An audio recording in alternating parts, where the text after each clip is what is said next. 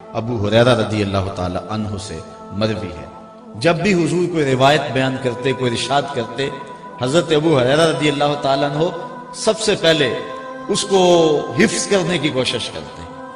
آج آقا کریم کا درہ رحمت جوش میں آیا، حضور نے خود ارشاد فرمایا من یاخذ عنی ہؤلاء الکلمات، کوئی ہے جو مجھ سے یہ کلمات لے لے، میں کچھ باتیں بتانا چاہتا ہوں، کوئی ہے جو مجھ سے یہ باتیں سن لے، فیعمل بہن او یعلم من یعمل بہن، اور اس پر خود عمل کرے اور ایسے لوگوں تک پہنچائے جو اس پہ عمل کرے۔ حضرت ابو ہریرہ فرماتے ہیں میں نے عرض کی آنا یا رسول اللہ صلی اللہ علیہ وسلم، حضور میں حاضر ہوں، یہ باتیں آپ مجھے ارشاد فرمائیں، میں یہ باتیں سنوں گا، عمل کروں گا اور لوگوں تک پہنچاؤں گا تاکہ وہ عمل کریں۔ تو کہتے ہیں کہ جب میں نے یہ عرض کی فَأَخَذَ بِيَدِي، حضور نے میرا ہاتھ پکڑ لیا۔ دینے والے کا انداز بھی کتنا نرالا تھا، اتنے پیار سے بھی کوئی پڑھایا کرتا ہے جیسے آمنہ کا لال پڑھا رہا ہے۔ کہا فَأَخَذَ بِيَدِي، میرا ہاتھ پکڑ لیا حضور نے، فَأَدَّى خَمْسًا، اور 5 چیزیں گنوائیں۔ اب سنیے حضور علیہ السلام نے وہ 5 چیزیں کیا گنوائیں۔ پہلی بات، اتق المحارم تکن عبد الناس، ابو ہریرہ اللہ کی حرام کردہ چیزوں سے بچ جاؤ، لوگوں میں سب سے زیادہ عبادت گزار پھر تم ہی ہوگے۔ اللہ اکبر۔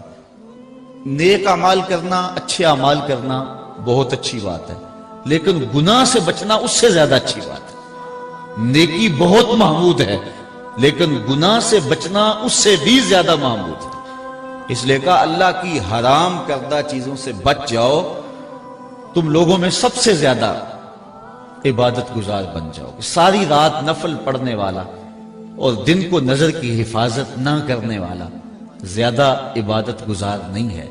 ساری رات سونے والا اور صبح اٹھ کے آنکھوں پہ حیا کے پہرے بٹھانے والا زیادہ عبادت گزار ہے، زیادہ متقی۔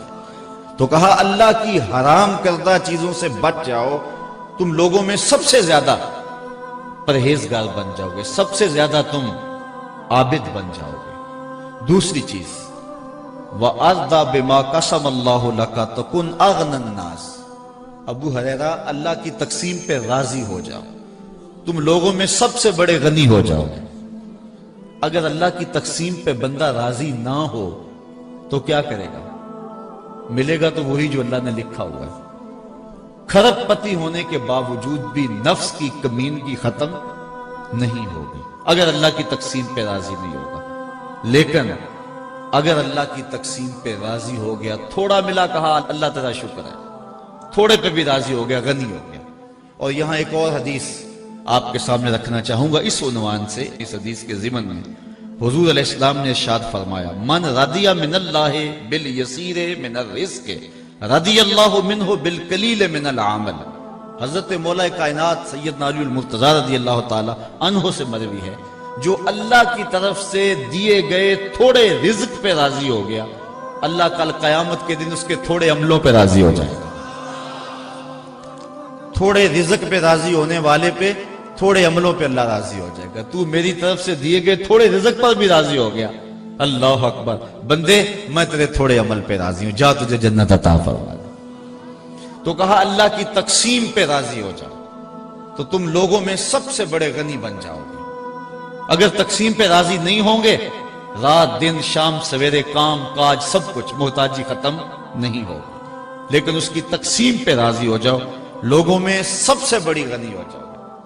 اور اس کے ضمن میں ایک اور حدیث میں آپ کے سامنے رکھتا ہوں، یہ بھی مروی حضرت ابو ہریرہ رضی اللہ تعالی عنہ سے، امام ابن ماجہ نے اس کو اپنی سند کے ساتھ اس کی تخریج کی ہے۔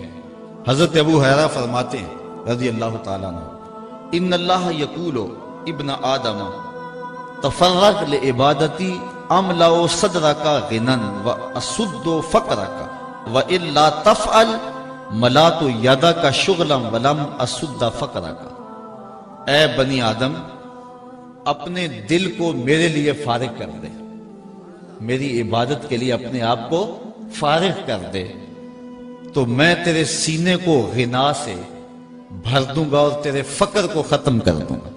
یہ میرا تیرے سے وعدہ رہا، تو میرے لیے عبادت کے لیے منفرد ہو جا، الگ ہو جا، اپنے آپ کو فارغ کر لے، فارغ البال کر لے میری عبادت کے لیے اپنے آپ کو، پھر تیرا فقر، تیری محتاجی بھی دور کروں گا اور تیرے دل کو غنا سے بھر دوں گا۔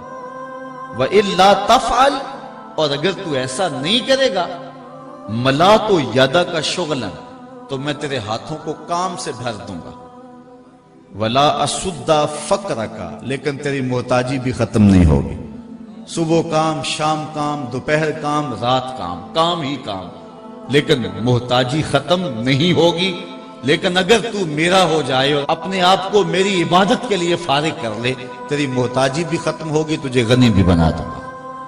تو فرمایا ہے ابو ہریرہ، اللہ کی تقسیم پہ راضی ہو جا، لوگوں میں سب سے زیادہ غنی تو ہوگا۔ تیسری بات، وَأَحْسِنْ إِلَىٰ جَارِكَ تَكُنْ مُؤْمِنًا، ہمسائے کے ساتھ اچھا سلوک کرنا تو مومن بن جائے گا، ایمان کا نور تجھے نصیب ہوگا اور ایمان کی حلاوت اور حرارت ملے گی اگر تو ہمسائے کے ساتھ اچھا سلوک کرے گا۔ حضور فرمایا ہمسائے کے بارے میں اتنے احکام نازل ہوئے کہ مجھے گمان ہوا کہیں وراثت میں حقدار نہ ٹھہرا دیا جائے، تو کہا ہمسائے کے ساتھ اچھا سلوک کرنا تو تو کامل مومن بن جائے گا۔ تیسری بات یہ ارشاد فرمائی، اور پھر چوتھی بات حضور نے حضرت ابو ہریرہ کو کیا ارشاد فرمائی، وَأَحِبَّ لِلنَّاسِ مَا تُحِبُّ لِنَفْسِكَ تَكُنْ مُسْلِمًا، ابو ہریرہ جو اپنے لیے پسند کرتا ہے وہ دوسرے مومن بھائی کے لیے پسند کیا گیا، پھر تو مسلمان بن جائے گا، کامل مسلمان بن جائے گا اگر یہ چیز تیرے اندر شامل ہو جائے۔ جو اپنے لیے پسند کرے وہی اپنے مومن بھائی کے لیے پسند کرے، تو اسلام کا کمال تجھ کو نصیب ہو جائے گا۔ اور آخری بات جو حضور نے ارشاد فرمائی وہ یہ تھی، فَلَا تُكْسِرِ الضِّحْكَ فَإِنَّ كَثْرَةَ الضِّحْكِ تُمِيتُ الْقَلْبَ، اے ابو ہریرہ زیادہ ہنسا نہ کرو، زیادہ ہنسنا دل کو مردہ کر دیتا ہے۔ حضور علیہ السلام تبسم فرمانے والے تھے، ضحک حضور سے کبھی کبھی صادر ہوا ہے، اکثر حضور کے چہرے پہ تبسم رہتا تھا، مسکراہٹ پھیلی رہتی تھی، اور کبھی کبھی حضور علیہ السلام ضحک فرماتے تھے، تو کثرت کے ساتھ ضحک دل کی موت کا سبب ہے، بلکہ فرمایا لو تعلمون ما اعلم لضحکتم قلیلا ولبکیتم کثیرا، جو میں جانتا ہوں اگر تم جان لیتے تمہارے چہروں پہ کبھی بھی مسکراہٹ نہ آتی، تم کبھی بھی نہ ہنستے، جو میں جانتا ہوں اگر تم جان لیتے۔ تو کہا ابو ہریرہ کثرت سے ہنسا نہ کرو، اس لیے کہ کثرت سے ہنسنا قلب کو، دل کو مردہ بنا دیتا ہے۔ حضرت عمر بن میمون رضی اللہ تعالی عنہ سے روایت ہے، قال قال رسول اللہ صلی اللہ علیہ وسلم لرجل وهو یعظہ، کہتے ہیں حضور ایک بندے کو واعظ کر رہے تھے، اور واعظ کرتے ہوئے حضور نے اس کو کچھ چیزیں ارشاد فرمائیں۔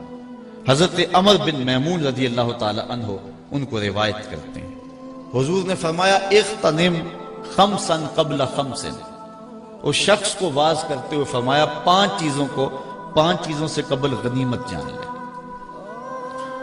وہ 5 چیزیں کون سی ہیں جن کو 5 چیزوں سے قبل غنیمت جاننا ہے؟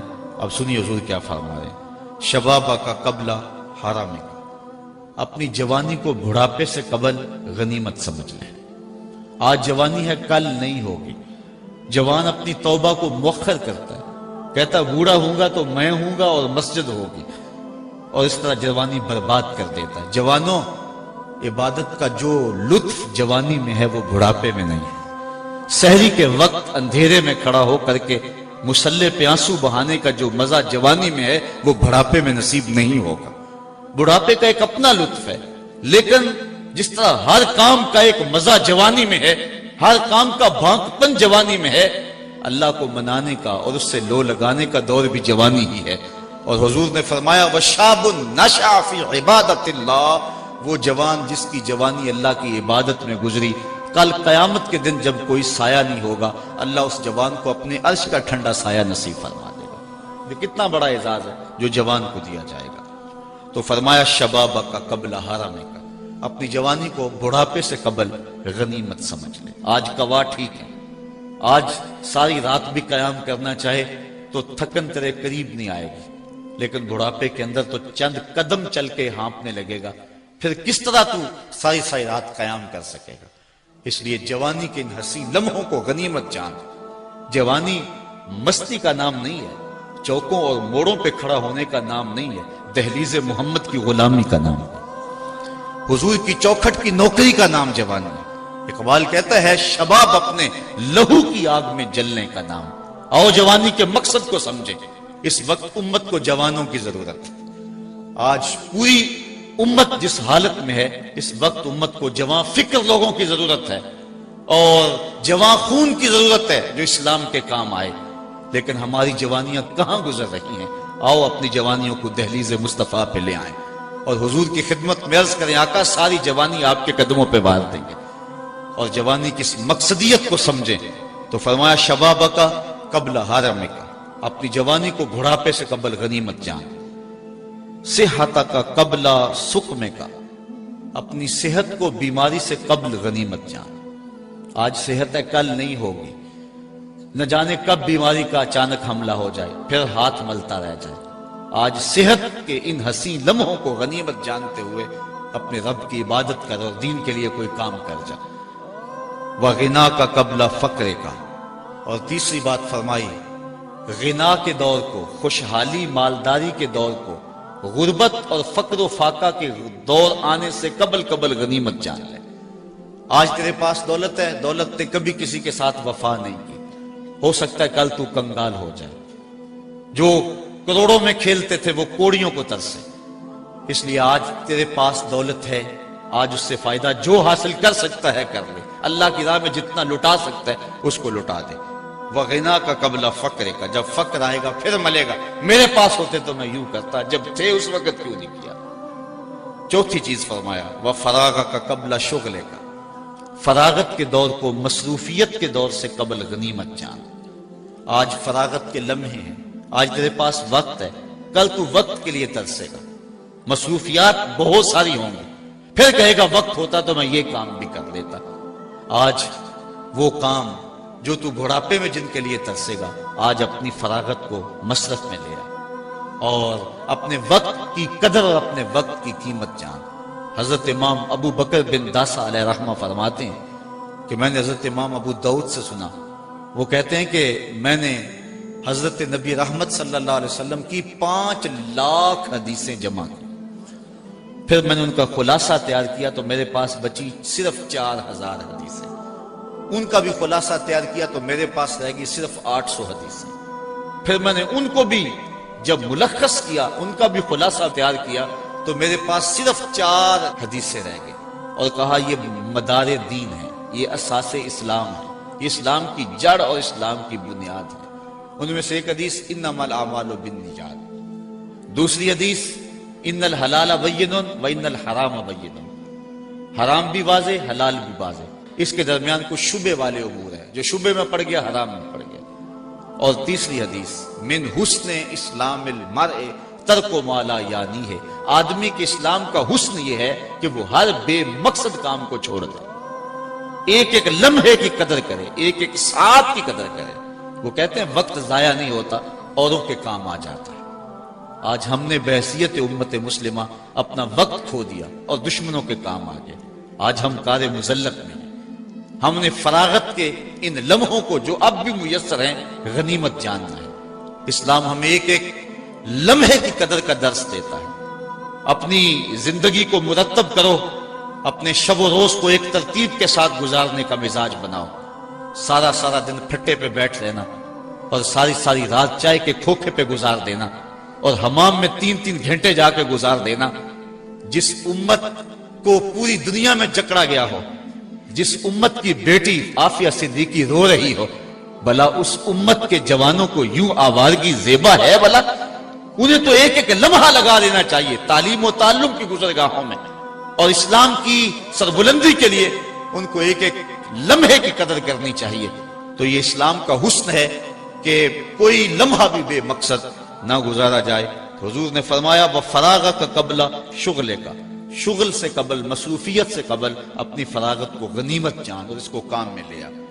اور آخر میں فرمایا وحیات کا قبل موت کا، اپنی زندگی کو موت سے قبل غنیمت سمجھ، جب موت آئی تو پھر ہاتھ ملتا رہ جائے گا۔ میرے حضور قبلہ عالم فرماتے ہیں سے ثابت اجے حواس تیرے، کر لے نیکیاں رج کے تو اڑیا رب رسول کیوں بھل بیٹھوں آ رب رسول ول بج کے تو آئی موت ایتھے رہسن کم تیرے اگے واسطے چل ہن سج کے تو کی آکسن لوگ یعقوب تینوں جدوں ٹر پیوں سر منہ کج کے تو جب کفن لپیٹ کے بکل مار کے چلا گیا پھر پچھتاوا ہوگا کاش کوئی چیخ چیخ کے مجھے کہتا تھا میں اس کی بات پہ لبئی کہا ہوتا اور اس کی باتوں کو سنا ہوتا اور من میں اتارا ہوتا میں نے کانوں کی لذت لی اور چلا آیا اور میں نے ان باتوں کو من میں نہیں اتارا کاش بندہ کہے گا مجھے ایک لمحہ دے دیا جائے دوبارہ زندگی پہ پلٹا دیا جائے میں تو پیشانی سجدے سے نہیں اٹھاؤں گا لیکن پھر پچھتانے سے کچھ نہیں ہوگا وقت پر کافی ہے ایک قطرہ بھی آب خوش ہنگام کا جل گیا جب کھیت برسا می تو پھر کس کام کا اس دن پچھتانے کا کوئی فائدہ نہیں وحیات کا قبل موت کا تمہارے نبی تمہیں بیان کر رہے ہیں تمہیں بتا رہے ہیں تمہیں وقت کی قدر سکھا رہے ہیں زندگی کو غنیمت سمجھ لو صحت کو غنیمت سمجھ لو فراغت کو غنیمت سمجھ لو مالداری کو غنیمت سمجھ لو اور جوانی کو غنیمت سمجھ لو یہ سب کچھ نہیں رہے گا یہ ڈھلتے سائے ہیں ختم ہو جائیں گے اللہ اکبر آئیے حضور کا ایک اور فرمان دیکھتے ہیں جس کو روایت کرتے ہیں حضرت ابو کبشہ انماری رضی اللہ تعالیٰ عنہ انہو سامع رسول اللہ صلی اللہ علیہ وسلم کہتے ہیں یہ بات میں نے حضور سے سنی ہے کتنے خوش نصیب تھے جو حضور سے سنتے تھے کتنے خوش نصیب تھے جو حضور سے گفتگو سنا کرتے تھے حضور کا دیدار بھی کیا کرتے تھے حضرت ابو ذر غفاری رضی اللہ تعالیٰ عنہ فرماتے ہیں سمیت و بے اوزو نہیں لوگوں میں نے حضور کی یہ باتیں اپنے ان کانوں سے سنی ہیں کتنا ناز ہے انہیں استاد ذوق نے اپنے شاگردوں کو کہا تھا آنے والی صدیاں تم پہ ناز کریں گی اے لوگو تم نے ذوق کو دیکھا تم نے ذوق سے باتیں کی ہیں وہ کہتا زمانہ کہے گا یہ لوگ ذوق سے ملتے رہیں استاد ذوق سے باتیں کرتے رہیں یار جو استاد ذوق سے ملا ہے آج کوئی لوگ ہیں اخبار میں چھپتا جی میں قائد اعظم کو ملا ہوں جو قائد اعظم کو ملا وہ تو ناز کرتا ہے جس نے اقبال سے ملاقات کی ہے وہ ناز کرتا ہے جو استاد ذوق سے ملا ہوا ہے وہ ناز کرتا ہے پھر وہ کتنا ناز کرتے ہوں گے جنہوں نے اپنی آنکھوں سے جمال محمد عربی کو دیکھا تھا اس لیے وہ کہتے تھے لوگوں ہم نے ان کانوں سے حضور کی باتیں سنی اور حضرت ابو طفیل اونچے ٹیلے پہ چڑھتے ہیں 110 ہجری میں فوت ہونے والے سب سے آخری صحابی ایک ٹیلے پہ چڑھ کے لوگوں کہنے لگے لوگوں میری جانب آؤ میرے علاوہ کوئی نہیں ہے جس نے حضور کو دیکھا صرف یہی آنکھیں رہ گئی ہیں جس نے جمال رسول دیکھا ہوا ہے آؤ مجھ سے حضور کی باتیں پوچھے لوگوں نے کہا صف لنا رسول اللہ صلی اللہ علیہ وسلم اچھا پھر حضور کا حلیہ بیان کر دیجئے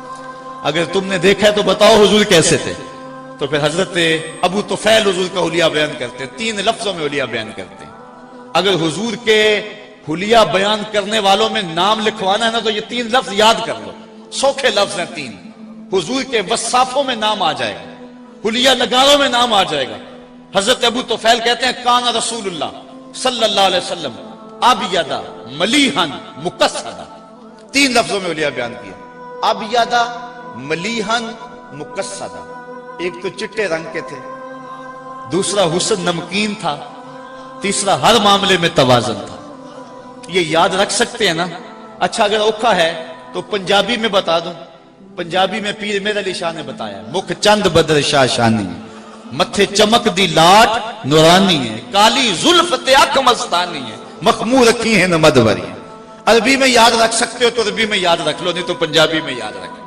حضور کا حلیہ بیان کیا کرو حضور کے حسن کی بات کیا کرو تو حضرت ابو طفیل کہتے ہیں آؤ میں حضور کی باتیں سناؤں تو حضرت ابو کبشہ الانماری رضی اللہ تعالیٰ عنہ فرماتے ہیں سامع رسول اللہ صلی اللہ علیہ وسلم حضور سے سنا ہے میں نے اللہ اکبر انہوں نے حضور سے یہ بات سنی ہے کیا حضور نے ارشاد فرمایا سلاسن اقسم علیہن و احدثکم حدیثا فاحفظوہ کہا لوگوں 3 باتیں تو ایسی ہیں جن پر میں قسم اٹھاتا ہوں اور ایک بات میں ویسے ہی بیان کرتا ہوں بطور خبر اس کو بھی سن لو اور یاد کر لو تمہارا رسول کہہ رہا ہے کہ 3 باتوں پر میں قسم کھاتا ہوں اللہ کی کہ وہ ایسے ہی ہے فرمایا چوتھی بات کی بھی خبر دیتا ہوں اس کو بھی یاد کر لو اب جن چیزوں پہ حضور نے قسم کھائی وہ 3 چیزیں کون سی ہیں سنیے آقا کریم نے فرمایا فَأَمَّا الَّذِي أُقْسِمُ عَلَيْهِنَّ بہرحال وہ چیزیں جن پر میں قسم کھاتا ہوں ان میں سے ایک یہ ہے فَإِنَّهُ مَا نَقَصَ مَالُ عَبْدٍ مِّن صَدَقَةٍ کہا اس پہ اللہ کا محبوب قسم کھا رہا ہے، آمنہ کا لال قسم کھا رہا ہے۔ کہا اس پہ میں قسم کھاتا ہوں۔ کیا؟ پہلی بات یہ ہے کہ صدقے سے مال گھٹتا نہیں ہے۔ فرمایا اس پر میں قسم کھاتا ہوں۔ جو مرضی کہے، کمپیوٹر کہے کہ کمی آتی ہے، اکاؤنٹنٹ کہے کہ کمی آتی ہے، تمہارا منشی کہے کہ کمی آتی ہے، کیلکولیٹر حساب کرے کہ کمی آتی ہے، حضور فرماتے ہیں میں قسم کھاتا ہوں کہ صدقے سے کمی نہیں آتی۔ اس بات پر تو میں قسم کھاتا ہوں۔ ایک بات یہ ہے، جتنا مرضی خرچ کرو راہ خدا میں، حضور فرمایا میں قسم کھاتا ہوں کہ کمی نہیں ہوگی۔ اور جس کو حضور کی قسم پہ یقین ہے، پھر وہ یقین کر لے گا تو پھر اللہ اس کے رزق کو اور زیادہ بڑھا دے گا۔ کمی آ ہی نہیں سکتی۔ جب کوئی بانٹتا ہے تو اللہ بھی اور عطا کرتا ہے۔ ایک زمانے میں آپ نے کنویں دیکھے تھے، آج کل وہ بند ہو گئے ہیں، اس کی جگہ جو ہے وہ ہینڈ پمپ آ گئے ہیں، ڈونکی پمپ آ گئے ہیں۔ اب ہم اپنی ضرورت ٹیوب ویل کے ذریعے سے حاصل کر رہے ہیں۔ وہ کنویں کسی نے بند نہیں کیے، لیکن دیہاتوں کے اندر جا کر کے اگر دیکھو نا کہیں تو ان کا پانی بہت نیچے ہے اور بہت گدلا ہے۔ پہلے پانی شفاف بھی تھا اور بالکل اوپر بھی تھا۔ اصل بات یہ تھی جب وہ کنویں اپنا پانی باہر دیتے تھے اللہ نیچے سے سوتے عطا کرتا تھا۔ جب انہوں نے باہر دینا چھوڑ دیا اللہ نے بھی ان کو عطا کرنا چھوڑ دیا۔ اس لیے جب کوئی راہ خدا میں بانٹتا رہتا ہے اللہ اس کے رزق کے اندر برکت ڈالتا رہتا ہے۔ فرمایا ایک بات تو یہ میں قسم فرما کے کہتا ہوں کہ صدقے سے مال گھٹتا نہیں ہے۔ دوسری بات، ولا ظلم عبد مظلمۃ صبر علیہا الا زادہ اللہ بہا عزا۔ اگر کسی شخص پر کوئی بندہ ظلم کرے اور وہ ظلم کو سہ جائے، برداشت کرے اور صبر کرے، حضور فرماتے ہیں میں قسم کھا کے کہتا ہوں اللہ اس کی عزت میں اضافہ فرمائے گا، مظلوم کو اور عزت اللہ عطا فرمائے گا۔ تیسری بات جس پہ حضور نے قسم فرمائی، فرمایا ولا فتح عبد بابا مسألۃ الا فتح اللہ علیہ باب فقر۔ تیسری اس بات پہ قسم کھاتا ہوں جب کوئی بندہ سوال کا دروازہ کھول دیتا ہے، جب کوئی مانگنے لگ جاتا ہے تو پھر اس کی محتاجی ختم نہیں ہوتی، اللہ اس کے لیے فقر کا دروازہ کھول دیتا ہے، محتاجی کا دروازہ کھولتا ہے۔ جو مانگنے والے ہوتے ہیں وہ ساری زندگی مانگتے ہی رہتے ہیں، ان کا پھر مانگنا ختم نہیں ہوتا۔ یہ تین چیزیں حضور نے قسم کھا کے کہیں اور فرمایا آگے وَأَمَّا الَّذِي أُحَدِّثُكُمْ فَاحْفَظُوهُ، اور جو بات میں تمہیں ویسے ہی بیان کر رہا ہوں بغیر قسم کے، فرمایا اس کو بھی یاد کر لو۔ وہ کون سی بات ہے؟ فَقَالَ إِنَّمَا الدُّنْيَا لِأَرْبَعَةِ نَفَرٍ، دنیا 4 بندوں کے لیے ہے۔ دنیا میں بندے 4 ہی ہیں، 4 قسم کے لوگ ہیں۔ کون کون سے؟ پہلا عبد رزقہ اللہ مالا و علما فہو یتقی فیہ ربہ و یصل رحمہ و یعمل للہ فیہ بحقہ فہذا بافضل المنازل۔ پہلا بندہ وہ ہے جس کو اللہ نے مال بھی دیا، علم بھی دیا، دونوں دولتیں دی، اور اس نے اللہ سے ڈر کر کے صلہ رحمی کی اور جو مال کا حق تھا وہ ادا کیا، رشتہ داروں کے ساتھ اس نے سلوک کیا، اچھے انداز سے اس نے زندگی گزاری، اللہ کی خشیت سے وقت گزارا۔ فہذا بافضل المنازل، فرمایا سارے انسانوں میں اگر منزل و قدر کے لحاظ سے افضل ہے تو ان 4 قسموں کے بندوں میں سے یہ سب سے زیادہ افضل ہے۔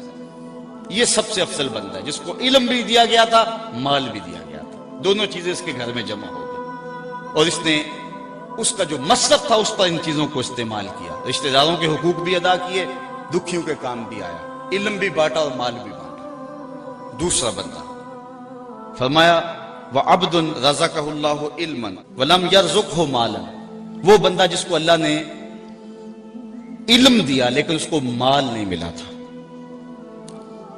فہو صادق النیہ، لیکن تھا وہ سچی نیت والا بندہ۔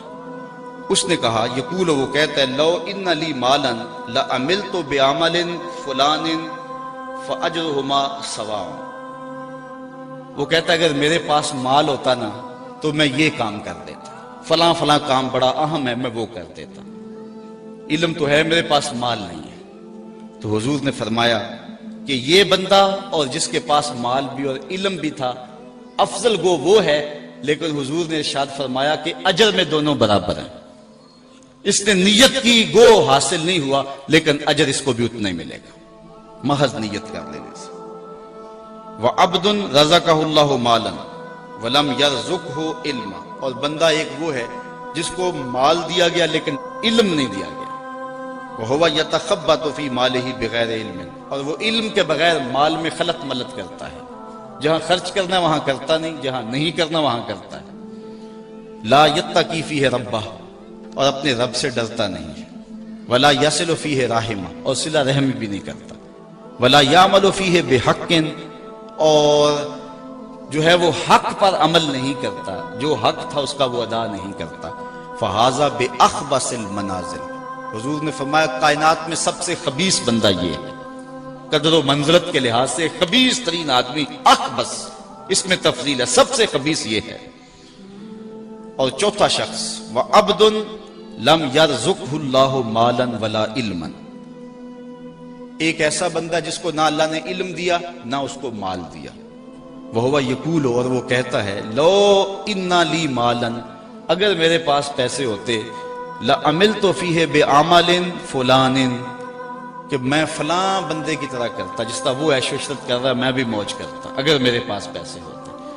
حضور نے ارشاد فرمایا فہو نیتہ ووزرہ ما سواء، وہ اس کی نیت میں ہے، نہ مال تھا نہ دولت تھی.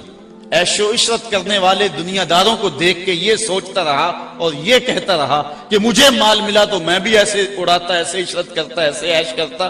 تو حضور نے فرمایا جس نے کی بھی نہیں لیکن ارادہ رکھتا ہے، فرمایا کل قیامت کے دن دونوں اکٹھے اٹھائے جائیں گے، ان کا گناہ برابر ہی ہوگا، وزر میں دونوں برابر ہوں گے. اللہ اکبر. آئیے حضور علیہ السلام کا ایک اور فرمان دیکھتے ہیں.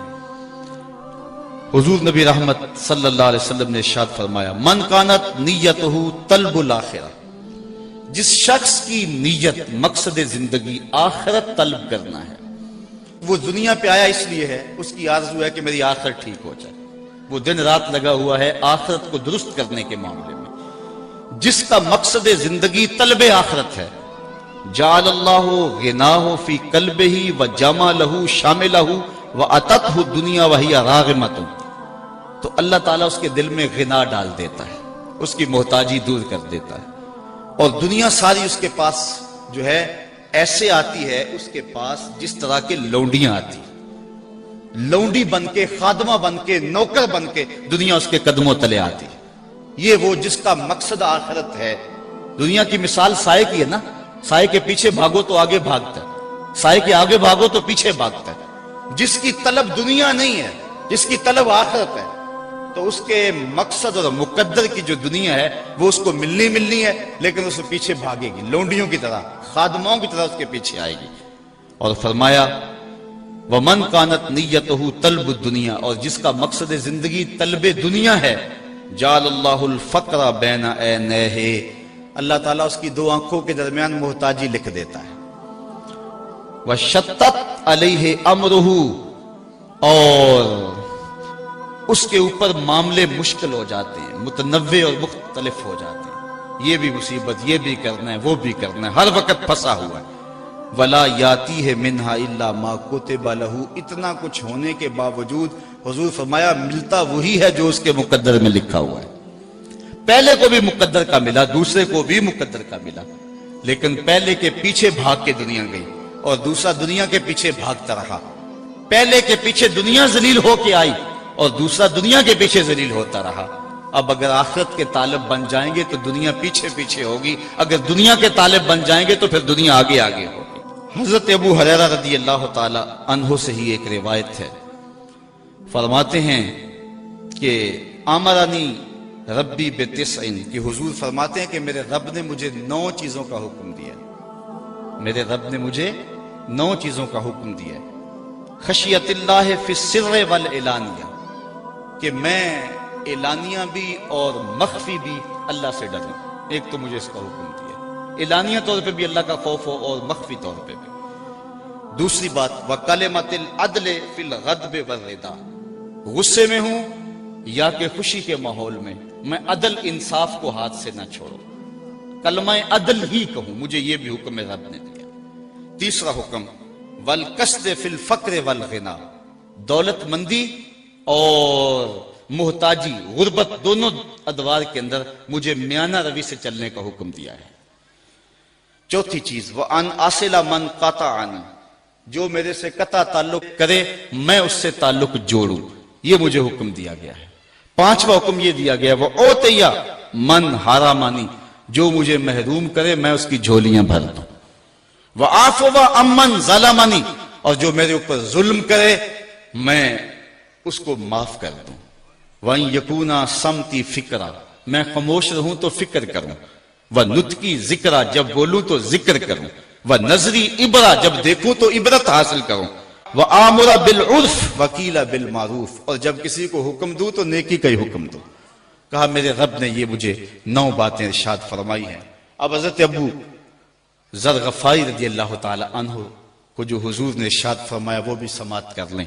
قال امرنی خلیلی بسبع، کہا میرے آقا و مولا حضور ختمی المرتبت نے مجھے 7 چیزوں کا حکم دیا۔ وہ حضور فرماتے ہیں میرے رب نے مجھے یہ حکم دیا ان 9 چیزوں پہ عمل کر، اور یہاں حضرت ابو ذر غفاری فرماتے ہیں میرے آقا نے حضور نے مجھے ان 7 چیزوں پہ عمل کرنے کا حکم دیا۔ اب ان 7 چیزوں کو من میں اتاریں اور آج کے اس جمعے کے اجتماع میں اپنے دامن میں لپیٹ کے لے جائیں اور اس پر عمل کی کوشش کریں۔ پہلی بات، امرنی بحب المساکین والدنو منہم، حضرت ابو ذر غفاری فرماتے ہیں حضور نے مجھے مسکینوں سے پیار کرنے کا حکم دیا، والدنو منہم، اور فرمایا کہ ان کے پاس بیٹھا کرو، جو مسکینوں کے پاس بیٹھتا اس میں تکبر پیدا نہیں ہوتا ہے۔ پہلا حکم حضور نے مجھے دیا کہ میں مسکینوں کے پاس بیٹھا کروں اور ان کے ساتھ محبت کیا کروں، اور دوسرا حکم حضور نے یہ دیا وَأَمَرَنِي أَنْ أَنْظُرَ إِلَى مَنْ هُوَ دُونِي وَلَا أَنْظُرَ إِلَى مَنْ هُوَ فَوْقِي، حضور نے مجھے یہ حکم دیا ہے کہ میں اپنے اوپر نہ دیکھوں اپنے نیچے دیکھوں، اپنی مٹی پہ ہی چلنے کا سلیقہ سیکھو، سنگ مرمر پہ چلو گے تو پھسل جاؤ گے۔